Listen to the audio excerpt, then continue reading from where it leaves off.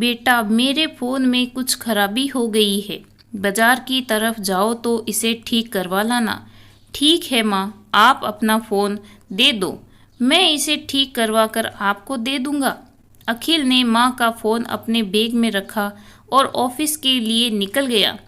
Lunch time में उसने माँ का फ़ोन बैग से निकाला और देखने लगा कि उसमें दिक्कत क्या है। फ़ोन ऑन करते ही उसे वॉलपेपर पर खुद की और माँ की तस्वीर दिखी, जिसे देख अखिल के चेहरे पर मुस्कान आ गई और दिल में माँ के लिए ढेर सारा प्यार उमड़ आया।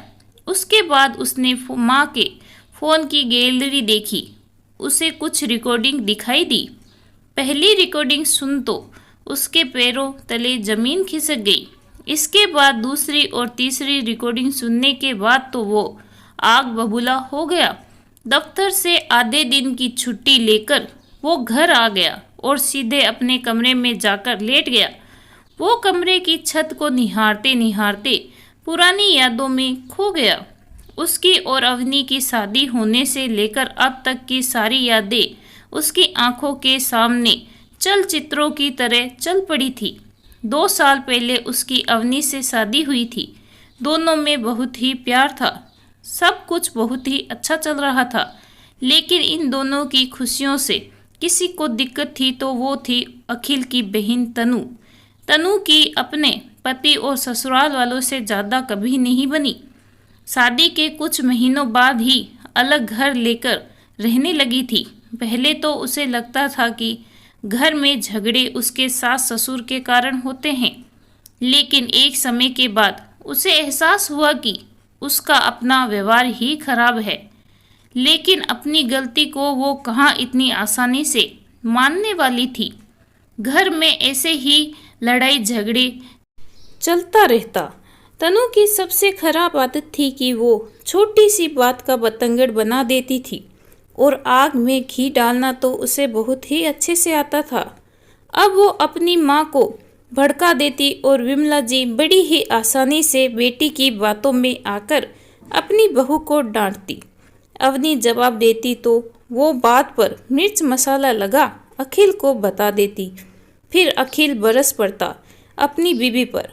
दोनों में हुआ झगड़ा शांत भी हो जाता तो तनु भाई को फिर से फोन कर सारा किस्सा ताज़ा कर देती। घर में ऐसी आग लगी जो बुझने का नाम नहीं ले रही थी। इसी आग की भेंट चढ़ा अवनी और अखिल का रिश्ता। अवनी पर कई बार झूठे इल्जाम भी लगे। उसने अपनी सफाई में बहुत कुछ कहा, लेकिन ना तो उसे पर घर में कोई उसकी सुनने वाला था, ना उसे कोई समझने वाला। हर दिन खून के आंसू रो वो सो जाती। उस उम्मीद थी कि एक ना एक दिन अखिल को सच्चाई का पता चलेगा, लेकिन अखिल हर बार माँ का साथ देता। गलती अखिल की भी नहीं थी। उसके सामने सब कुछ ऐसे प्रस्तुत किया जाता कि उसे लगता सारी गलती अवनी की है। एक दिन बात इतनी बढ़ गई कि अखिल का हाथ अवनी पर उठ गया। उस दिन अवनी का जन्मदिन था और उसके माता पिता उसे सरप्राइज देने आए थे, लेकिन बेटी को यूं रोता देख माता पिता को बहुत गुस्सा आया और वो उसी वक्त अपनी बेटी को अपने संग ले गए। ना अखिल ने पहल की, ना अवनी ने। समय के साथ दोनों एक दूसरे से दूर होते गए। अवनी खुद को अखिल की यादों से निकालने के लिए स्कूल में नौकरी करने लगी, लेकिन अवनी को उम्मीद थी कि एक ना एक दिन अखिल के सामने सच सिर उठाकर खड़ा होगा। वैसे भी झूठ के पाँव नहीं होते, इसीलिए वो ज़्यादा समय टिकता नहीं।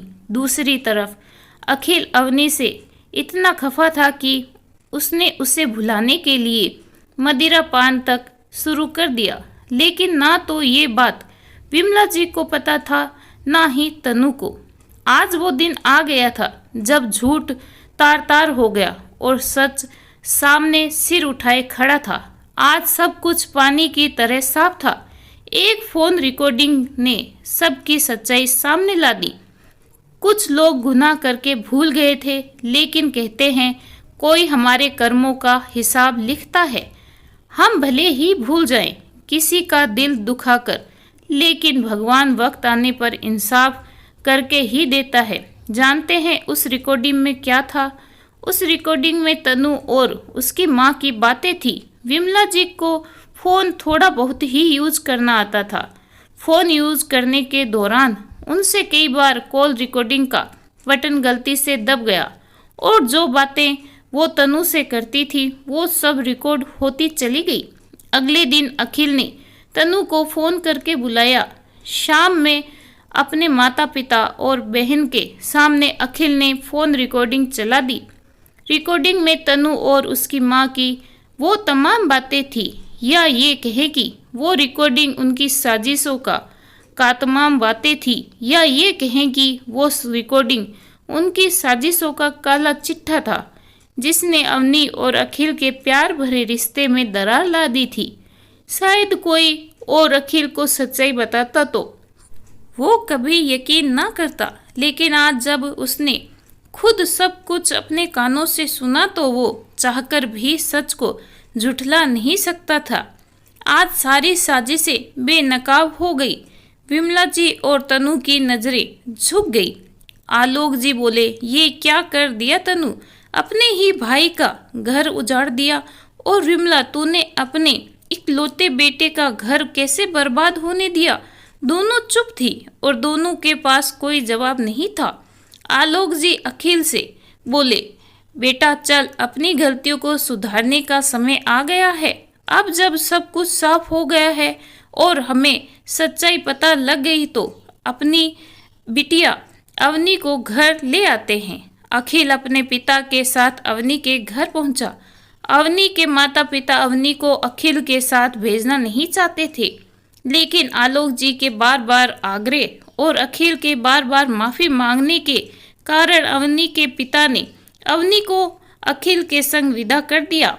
आज अवनी और अखिल का घर फिर से बस गया, लेकिन अखिल के दिल से उसकी बहन हमेशा के लिए उतर गई। माँ से कुछ समय नाराज रहने के बाद अखिल और माँ की तो सुलह हो गई। बेटे की नाराजगी ने विमला जी को सुधार दिया, तनु को भी अच्छा खासा सबक सिखा दिया, लेकिन भाई भाभी से फिर कभी उसे वो सम्मान और प्यार नहीं मिला जिसकी वो उम्मीद करती थी। उसने हमेशा के लिए भाई भाभी को खो दिया। दोस्तों, कहते हैं ना, बुरे काम का नतीजा हमेशा बुरा होता है। वैसे ही तनु ने जो बुरे कर्म किए थे उसका फल उसे मिल गया, लेकिन अवनी और अखिल ने उसकी अच्छी खासी कीमत चुकाई। तनु की हरकत के कारण एक प्यार भरा रिश्ता टूटते टूटते बचा।